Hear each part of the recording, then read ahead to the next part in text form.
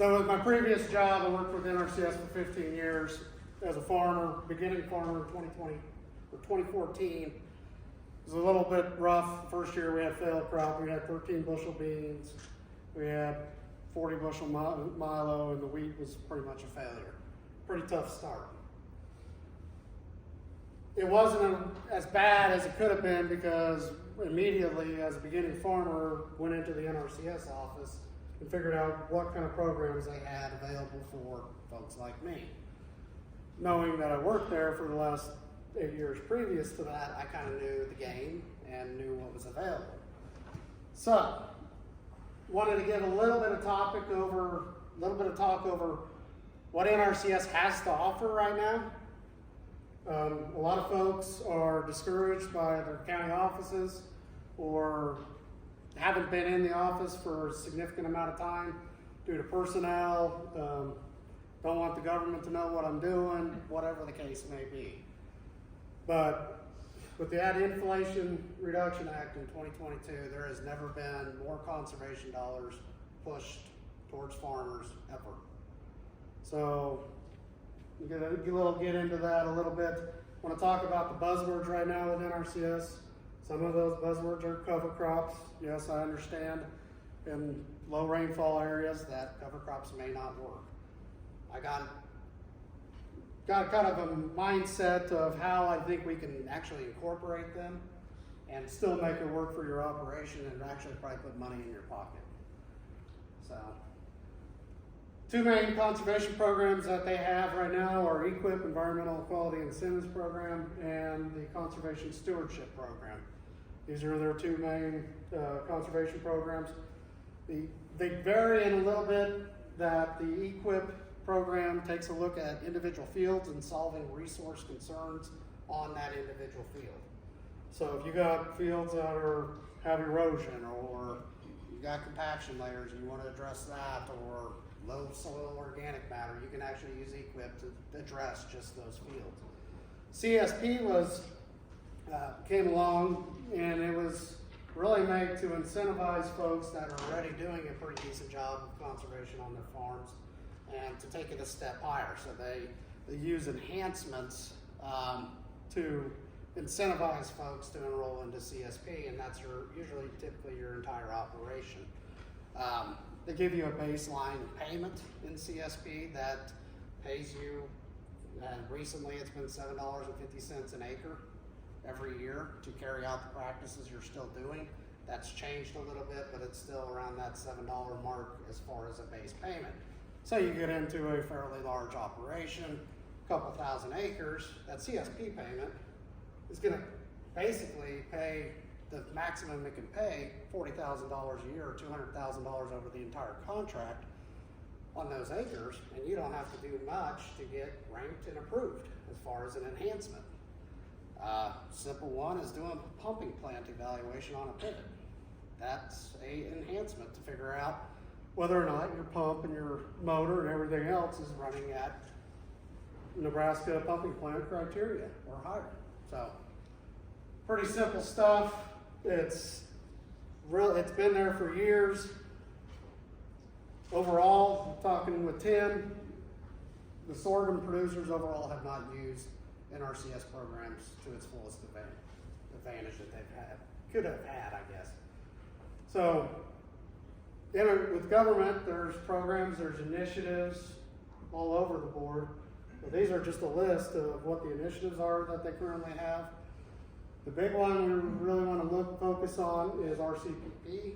It's a Regional Conservation Partnership Program. Partners are going to USDA, addressing some resource concerns, and then putting up staff and money to implement that program. Yeah, I think in Nebraska, there was 4 new ones approved last year. A lot of them were focused on wildlife, but here they are here. But in the Twin Plat NRD, they got one for real-time advanced irrigation equipment to figure out, are you applying that irrigation water efficiently and when the crop is needing it. There's stuff with grasslands health, one that's partnered with Kansas and DU is a wetland initiative where they're taking a look at riparian areas and wetlands across the 2 states and developing restoration plans. A big push in western Kansas anyway is restoring those wetlands back to where they were to try to help alleviate the depletion of the overall aquifer. So they're putting buffers around these things and restoring them back to their prior glory before farming started. But they're incentivized crazy amounts of money, and it makes sense in a lot of those situations because farmers can't farm that anymore. They've planted 10 years, they may get a crop out of it once or twice out of those 10 years because of the soils and then the water that typically ponds in wet years on those areas. So the buzzwords with NRCS: climate smart, soil health, cover crops, nutrient management. There's a huge push in nutrient management recently. Crop rotation, and then folks with native rangeland, prescribed grazing. Another big push is getting rid of every eastern red cedar known to man. And they're paying stupid amounts of money to get rid of them. I know it's a pain, but the time to do it is now. So there's a list of climate smart activities that NRCS can fund through that IRA legislation. There's just a list of kind of the main ones for cropland, but nice thing in Nebraska is you can take advantage of those even if you're already doing them, as long as you have a resource concern. So here's the list, and then the corresponding enhancements. So there's Inflation Reduction Act money for both EQIP and CSP and RCPP and ASEP, which is an agricultural easement program for putting in wetland easements around wetlands, and there's pretty significant money into that as well on those areas that we haven't been able to farm. A lot of folks are kind of a bit scared about a government easement, but there's strategies around what you do with that money and how you turn that around. So all the ones in yellow they added this year. A big thing, 430, 441, and 442 all deal with irrigation. They all added those as climate smart activities this year. So if you got issues with pivots, issues with drip, there's your chance to get in. And every state's handling it a little bit different, their IRA money. As far as I know, if Nebraska with the IRA money, if it's on this list and you have a resource concern and you meet a pretty low ranking threshold, you'll get funded to do whatever improvements you need to do. So when I'm thinking pivots, thinking with sprinklers on top, maybe we go to drops and improve the efficiency of those pivots. Driving up here from McCook this morning, and saw one along the highway that had the impact still up on top. So, good time. All right, money. $20 billion over the next 5 years is going to be dumped into these programs.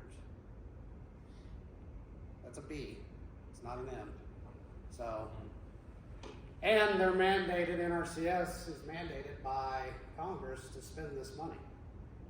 So states right now are figuring out ways to get this money out the door.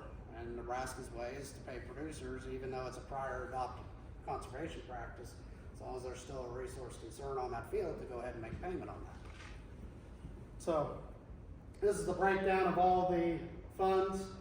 Big ones going into EQIP, pretty significant chunk going into RCPP, and then another big chunk going into CSP. Last year it rolled out, kind of a pilot year, $850 million was pushed to all programs. This year, FY24, you can see that number doubled just on EQIP alone. $750 million in RCPP, almost $500 million in CSP. Look at next year. That money doubles again. So there's not going to be enough applications in every state to spend this money. So what do? IRA funding application deadline for FY24 in Nebraska is actually March 1st. So you can go in and sign a NRCS CPA 1200. That's the conservation program application. And you can say, hey, I'm looking at these fields, I want to increase soil organic matter, or I got a compaction layer I'm worried about, or I have an inefficient sprinkler I want to get fixed or replaced. You got until March 1st. They'll assess it and rank it, and what they're doing right now is they're using Act Now funding. So with the Act Now funding is if you meet that ranking threshold that they've set, which in Nebraska I think is 16 points, which is not very high. If your practice exceeds that, what you're going to do, you get funded right away. You don't have to wait to get ranked up against everybody else in a state or in an NRD or anything like that. You're going to get funded. So, encourage folks, if you got issues or you got conservation needs or you even thought about trying something, to get in there and get an application signed. Here's a look at the Nebraska IRA that they had last year. As you can see, the bottom, or look at the EQUIP one specifically, they had 2.5 million last year. They funded 111 contracts through that. This year, IRA in Nebraska, they have $20 million to spend.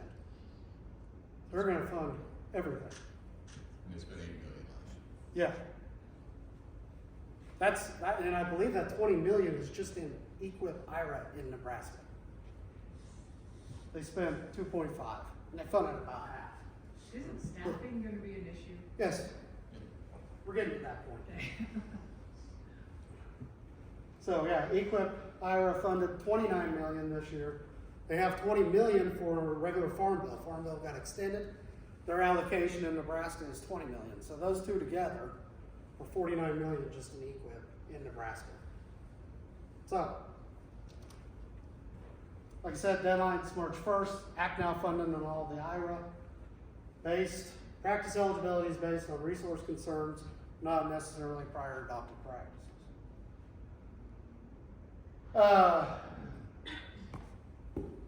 So with the general EQUIP, those application deadlines passed. Those are typically set in November. You can sign an application at any time. So if you got something that's not on that IRA list, you can always sign an application. It'll go on sign up to for this year. And if they have enough money to fund you to sign up to, they will. If not, your application will be valid for FY25.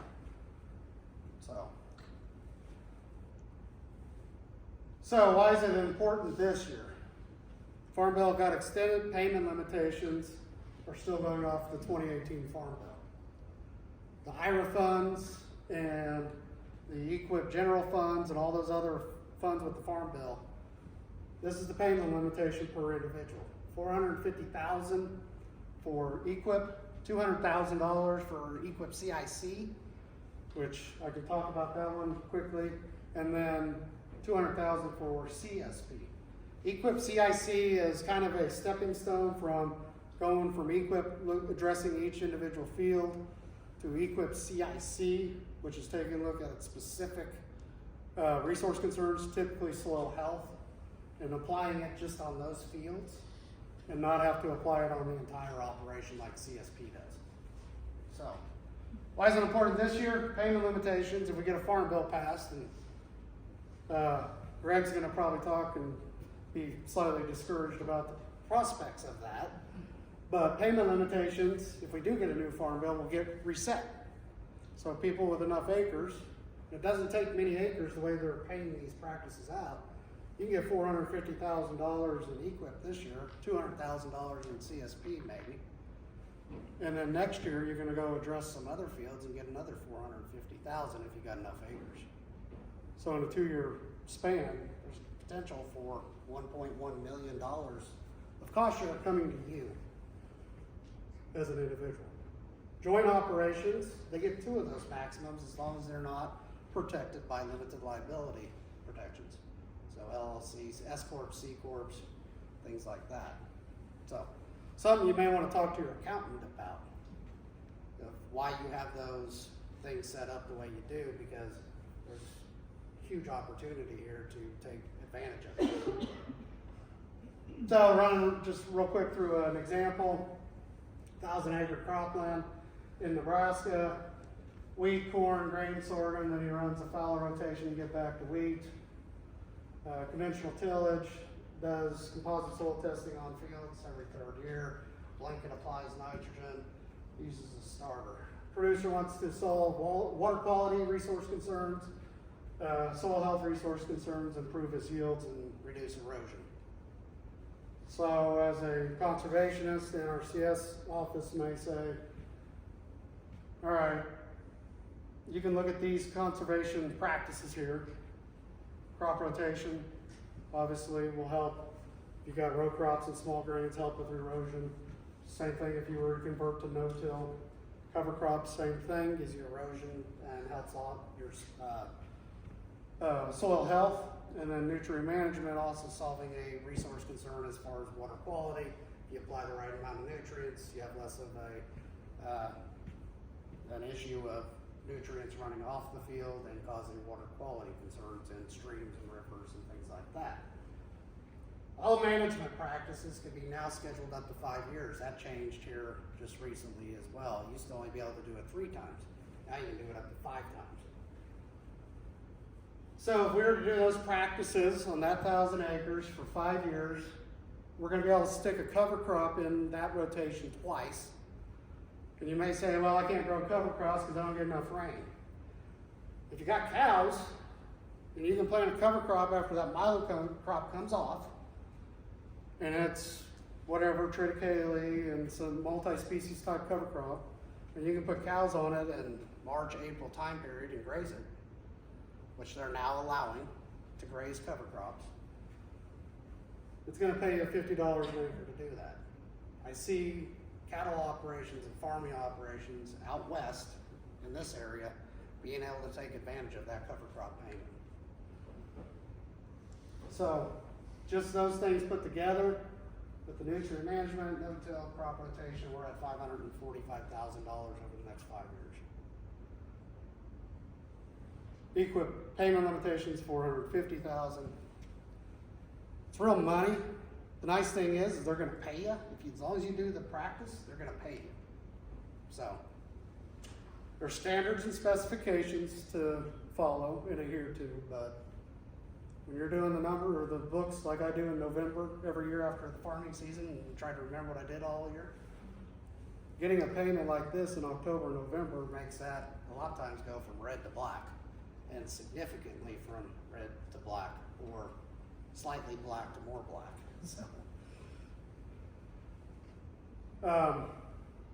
So why does this matter to NSP, and why does it matter to you?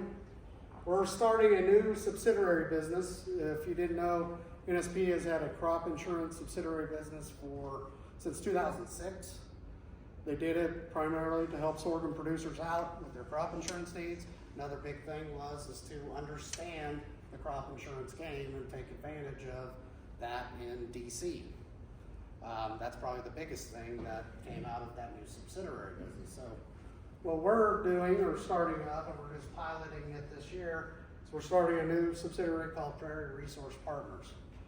Right now I'm the only employee, but we're going to be using grant staff and other staff to ramp this up and help producers out with this NRCS conservation program side of it. So if you've had struggles with getting things out of your NRCS, or had struggles with new employees there that don't know much about it, or a lot of them are brought in from other states that don't know how you farm, we're hoping to be that bridge or that gap in between and help you guys out take advantage of these dollars, especially during the next 5 years through IRA and then beyond that. The next subsidiary, kind of on the carbon ethanol side and these other carbon markets, Harvest Horizons is going to be formed probably here this summer and going forward, where we're going to be capturing field by field data for you guys to be able to take that data to ethanol plants or carbon markets or whatever, and be able to sell that data to them based on what your carbon intensity score is at the farm. And so Matt Derler, who is the head of the grant, managing director of the grant, he's going to be involved with this quite a bit. There's going to be several other folks working with this. We're working on data platforms to be able to capture all this data and then be able to send it out and get compensated for that data. That whether if it's sorghum going to an ethanol plant and you got a CI score of negative or carbon neutrality, leaving the farm gate because you planted a cover crop. Cover crops are a pretty big thing here, especially from about, 81 west. You plant a cover crop, your carbon intensity score goes negative in a lot of situations. So, huge opportunities if we're talking 6 cents per CI score going into an ethanol plant. So Harvest Horizons will be rolled out sometime this summer.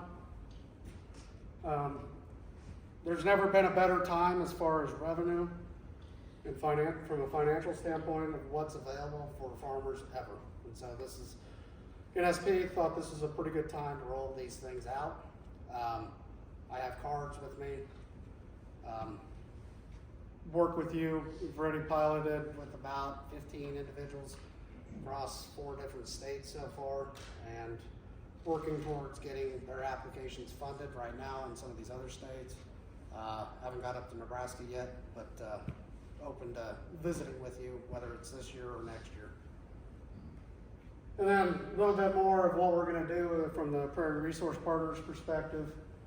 We'll do on-farm visits to review all the opportunities that you may potentially have, not just in EQIP, not just in CSP. If you got wetlands on your farm that may be better served to go ahead and put them in an easement program and not have to farm those acres, plus get a huge incentive payment for that. And there's opportunities to sell that easement to a wildlife guy that's going to pay you just as much as you got paid from the easement, and you can go buy other ground. That's where I see that fitting into a lot of these areas, playa regions, prairie pothole regions, being able to take that ground that you couldn't farm and put it in a conservation program, sell it off to wildlife interests, and turn around and go find stuff that you can farm if you're interested in that. If you got a wildlife interest, it's a great program to keep that there for generations. So we'll help with the eligibility, the application process, come up with a comprehensive plan to address all the resource concerns you would like to address, to make sure that we got them fit into which program that they would want to be fit into, from whether it be IRA or CIC. We'll do all the NRCS conservation planning, so we'll go into the NRCS office, sit down with them with your field maps, visit with them about what you want to do on your farm, and then assist NRCS with the scheduling of those practices, and then carry out all the documentation requirements that typically is required to do these practices. Nutrient management being the big thing, especially if we're going towards the precision ag or whatever. There's documentation requirements that you have to turn into NRCS. So, any questions? How do you folks get paid for? Okay. I knew that was going to come up, I didn't put it in. So, right now we're piloting the program. Right now we're getting 15% of the contract obligated dollars, and we'll handle all that for you. There's some folks that have already asked if, hey, can I just get help from the application standpoint? I can probably do the documentation myself. We haven't really decided on what that percentage is, or if it's a flat rate per acre fee or something to that effect. But right now, we're only getting paid when you get paid. So when you complete a conservation practice, you'll sign a 1245, they'll send a direct deposit to your bank account, and then after that, whether the practice be no-till or whatever, you'd send 15% of that back to us. So right now we're free of charge to do a lot of head work up front and help you try to get those conservation dollars back in your pocket. So You have to have an NSP membership, I assume. Not necessarily, but it helps. There's a nice little plug. Wouldn't that be good? So, I'm guessing everybody in here is NSP members? You know what, I would think so. Not anymore. Not anymore? Let's see if they'll refund. You don't need that. That's the stipulation, you have to be a member to utilize that. Oh, Well, we better get that out. Right. One more nutrient management piece that I think is relevant to this group is the use of manure as a replacement or a complement to commercial fertilizer, the impact it has on a score, yeah, either under equip or CSP. yeah, and Certainly corn. yeah, there's practices that, Allow for nutrient management, manure application. I think Nebraska's set their payment rates just a tad lower than other states around here. The precision application, I think here pays $51. In Kansas, I think it pays $61. Cover crops in Kansas pays $77 an acre. Here it pays 50 some bucks an acre. so, another plug. Every NRC Has what they call a technical committee. And it's partners, it's growers, it's producers across the state. If you have a passion for changing things or making things fit what you want, whether it be in Southwest Nebraska or whatever, set priorities, get on those technical committees. my plan as an NSP staff member is to get on every state's technical committee that we cover underneath that grant, so Texas, New Mexico, Oklahoma, Colorado, Kansas, and Nebraska, and to be a voice for sorghum producers. So, But they really value the input of actual people that it affects, so. if you have a passion for that, get in contact with your NRCS office or the NRCS state office in Lincoln to do that, or you can contact me. I can get you in touch with the right folks, so. I'm not sure how you got all that in 45 minutes, that was a lot.